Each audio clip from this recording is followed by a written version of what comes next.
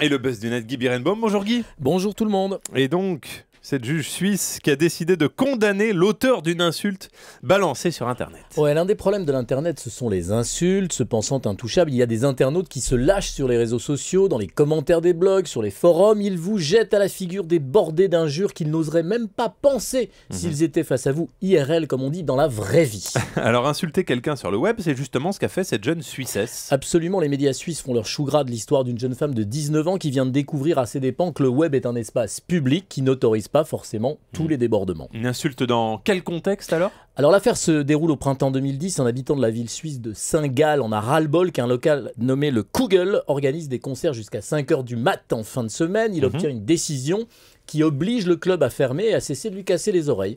Un groupe contre la fermeture du club se monte, c'est classique, sur le réseau social Facebook. Et là, le dérapage. Alors dans ce groupe, il y a une jeune femme, notre jeune femme de 19 ans, qui écrit sur Facebook que l'opposant au Kugel est un couillon. Non. Il paraît que ça se dit Zekel. Alors, à ma très grande surprise, le couillon porte plainte et il s'est trouvé un juge suisse pour considérer que couillon, c'était une insulte. Et quelle condamnation alors ? Une peine avec sursis de 7 jours amende à 30 francs suisses, soit 210 francs, plus 100 francs d'amende. Un franc suisse, c'est 0,79 €. On va faire les calculs. Hein. Oui, on mais c'est pas réécoute et on énorme. fait les calculs. C'est pas énorme. De telles décisions de justice sont fréquentes en Suisse ? Non, c'est une première assez stupéfiante. Alors bien sûr, il y a aussi des condamnations pour insultes sur Internet en France, et même parfois, on l'a vu récemment, des licenciements de salariés.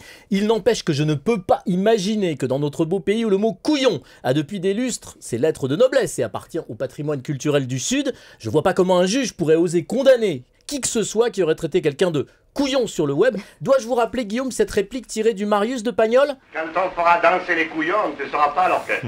C'est pas à vous que je dis ça, hein, Guillaume. Non, bien Et sûr. ce dialogue dans César, c'est un bon homme vieux que vous êtes devenu couillon ou c'est de naissance ? C'est toujours pas à vous que je le dis. Longue vie aux couillons sur Internet et ailleurs. Voilà, donc je vous le dis pas à vous non plus. Non, hein. certainement pas, vous surtout n'oseriez pas.